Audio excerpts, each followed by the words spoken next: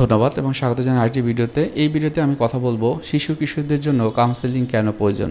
খুবই গুরুত্বপূর্ণ একটি ভিডিও প্যারেন্টসদের জন্য, এবং যদি কারণ গার্ডিয়ান থাকে তাদের জন্য খুবই ইম্পর্টেন্ট কিছু ইনফরমেশন এখানে পাবেন বলে আশা রাখি। আমি আছি কাউন্সেলিং সাইকোলজিস্ট আসাদুজ্জামান রাজু। বর্তমানে প্র্যাকটিস করছি পাইনাল মেন্টাল হেলথ কেয়ার সেন্টার, যেটা মিরপুর 2 অবস্থিত।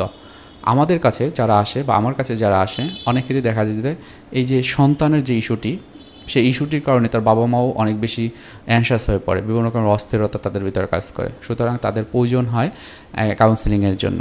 তাহলে কাউন্সেলিংটা এই শিশু কিশোরদের জন্য কেন দরকার? আমি এই সময়টাকে, যে তাদের পিউবার্টি এবং অ্যাডোলেসেন্ট পিরিয়ডটাকে গুরুত্ব দিচ্ছি।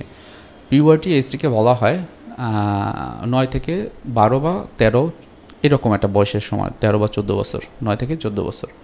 কিন্তু WHO এই যে কৈশোরকালটিকে বলা হয়েছে 9 থেকে 18 বছর। তো এটিকে আবার দুভাগে ভাগ করা যায়, একটা হলো পিউবার্টি এজ, একটা হলো অ্যাডোলেসেন্ট এজ। এখন পিউবার্টি এজে কী হয়, অর্থাৎ 9 থেকে 12 বছর বা 13 বছরের সময় ছেলেদের এবং মেয়েদের উভয়ের কিন্তু একটা পরিবর্তন হয়, একটা শারীরিক পরিবর্তন। এই পরিবর্তন যখন হয় তখন পরিবর্তনটা খুব দ্রুত হয়। অর্থাৎ আমাদের লাইফে এই যে পিউবার্টি এজটা 9 থেকে 12 বছর পর্যন্ত খুব দ্রুত একটা পরিবর্তন হয় আমার ফিজিক্যাল।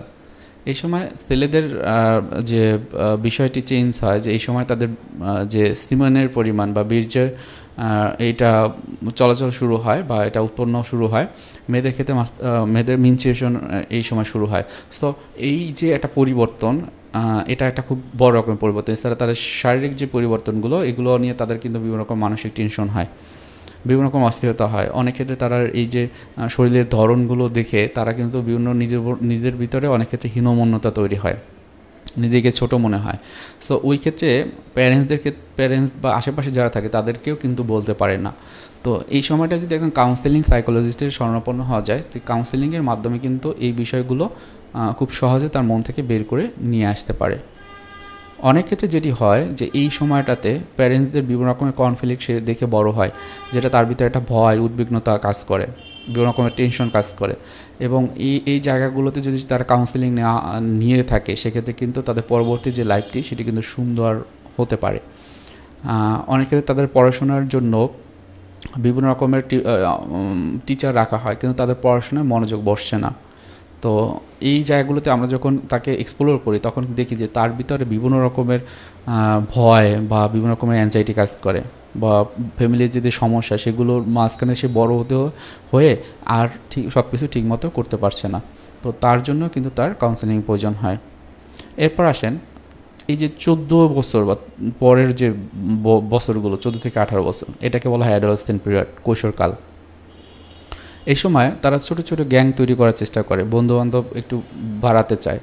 এই সময় অনেক ক্ষেত্রে অনেকের নেশার প্রতি একটা আসক্তির কাজ করে, একটু অ্যাডভেঞ্চারাস হয়, একটু সব কিছুতে একটু মানে নিজেকে একটু হিরো ভাবা বা হিরোইন ভাবা, নিজেকে একটু অন্যরকমভাবে ভাবে। এবং সাথে সাথে তাদের ফিজিক্যাল কিছু পরিবর্তনও হয়। আমরা বলি অ্যাডোলেসেন্ট পিরিয়ডে এই যে ফিজিক্যাল যে স্ট্রাকচার, সেখান থেকে কিন্তু একটা চেঞ্জ হয়। অনেকের দেখা যায় যে এই সময়টায় হাত বড় অথবা মাথা একটু বড় শরীরের চেয়ে, যে প্রপোর্শনটা, এটা একটা পরিবর্তন থাকে। সুতরাং এই জায়গাগুলোতে এই পরিবর্তনটা এখানে হয়। অনেকের ক্ষেত্রে একটা ইনফেরিয়রিটি কমপ্লেক্স কিন্তু তাদের ভিতরে কাজ করে, যে আমি দেখতে এরকম কেন।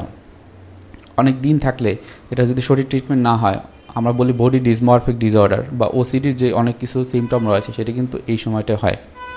কারো ভিতরে যদি PTSD থাকে, অর্থাৎ পোস্ট ট্রমাটিক স্ট্রেস ডিসঅর্ডার, তখন কিন্তু এই সমস্যাগুলো আরও বেড়ে যায়। একটা গবেষণায় দেখা গিয়েছে যে শিশুদের 10 থেকে 20% বিভিন্ন রকমের মানসিক সমস্যা জর্জরিত হয় বিশ্বে। এটা WHO এর একটা রিপোর্ট। এবং যেখানে দেখা গেছে যে এদের 50%ই রয়েছে 14 থেকে 17 বছর। এই যে একটু আগে আমি বললাম যে 14 থেকে 17 বা 18 বছর পর্যন্ত অ্যাডোলেসেন্ট পিরিয়ড। সো এই সময়টাকে খুবই গুরুত্ব দিতে হয়। অনেক ক্ষেত্রে বাবা মা জিনিসগুলো বুঝতে পারে না যে সন্তানের দৈনন্দিন যে অ্যাক্টিভিটি, তার মানসিক অবস্থা কেমন যাচ্ছে। শুধু তারা বুঝতে পারে যে ছেলেটি বা মেয়েটি আগে যেরকম কথা বলতো এখন সেরকম কথা বলে না, আগে যেরকম সবার সাথে মিশতো সেরকম মিশে না। বা অনেক ক্ষেত্রে অনেকে যেটা বলে যে ও আসলে কী করছে বাসার বাইরে আমরা জানি না, আমাদের ভিতরে একটা অ্যাংজাইটি হয়। এই যে জানি না, তার মানে কি তারা কোনো রকমের জানতেও পারে না যে সন্তান কোথায় যাচ্ছে, কার সাথে মিশছে, কী করছে। তো সেই ক্ষেত্রে আপনারা যদি একজন প্রফেশনাল কাউন্সেলিং সাইকোলজিস্টের কাছে যান, তারা কিন্তু প্রপার ওয়েতে এখানে গাইডলাইন বা কাউন্সেলিং যে বিষয়টি সেটি কিন্তু পাবে। অনেক ক্ষেত্রে বাবা মায়ের যে কনফ্লিক্টগুলো সেগুলো কিন্তু রিজলভ হয়ে যায় কাউন্সেলিং আসার মাধ্যমে। তারা তার সন্তানকে নিয়ে আসে যে আমার সন্তানের এই প্রবলেম, তাকে কাউন্সেলিং করান। সন্তানের এই বিষয়গুলো যখন আমরা কথা বলি এবং কাউন্সেলিং করাই, দেখা যায় যে তাদের প্যারেন্টসদের ভিতরে বিভিন্ন রকম কনফ্লিক্ট ছিল, তারা একে অপরের সাথে অ্যাসাইটিভ ছিল না, তাদের দাম্পত্য জীবনটা ভালো ছিল না, তারা বিভিন্নভাবে সমস্যায় জর্জরিত ছিল, হয়তো বা ফাইন্যান্সিয়াল বিষয় বা বিভিন্ন রকমের বিষয় সমস্যা তাদের মানে সবসময় ছিল দাম্পত্য জীবনে। তো ওই সময়টা কিন্তু শুধুমাত্র শিশুর যে চিকিৎসা সেটা না, তাদের প্যারেন্টসদের কিন্তু একটা মানে একটা কাউন্সেলিংয়ের মাধ্যমে তাদের একটা ভালো একটা সম্পর্ক কিন্তু তৈরি হয়। সুতরাং অনেকগুলো কারণ আছে যার জন্য আপনার শিশুর মনোবিকাশের জন্য বা তার ভালো থাকার জন্য আপনারা একজন কাউন্সেলিং সাইকোলজিস্টের কাছে আসতে পারেন। আসতে কোনো সমস্যা নেই। যদি কাউন্সেলিং করান সেক্ষেত্রে এখানে তার যে ফিজিক্যাল কোনো ইস্যু থাকলে সেগুলো তার খুব ভালো কাজ করবে। তার সাইকোলজিক্যাল বিষয় থাকলে বা সোশ্যাল ফ্যাক্টরগুলো যদি থাকে, হ্যাঁ, বা হচ্ছে যে তার ধর্মীয় সংক্রান্ত বা আধ্যাত্মিক কোনো বিষয় যদি থাকে, সেক্ষেত্রে কিন্তু কাউন্সেলিংয়ের মাধ্যমে এগুলো ভালো করা যায়। সুতরাং আপনারা আপনার সন্তানের ভালো মন্দ যদি বুঝতে পারেন এবং কোন সময়টা কাউন্সেলিং দরকার হবে সেটা যদি আপনারা অনুমান করতে পারেন, একজন কাউন্সেলিং সাইকোলজিস্টের কাছে যাবেন। ওই যে কাউন্সেলিং সাইকোলজিস্টের কাছে যাবেন, পরবর্তীতে কী করতে হবে না হবে সেই টেনশনটা আপনার থেকে ওই যে কাউন্সেলিং সাইকোলজিস্ট সেই ম্যানেজ করবে।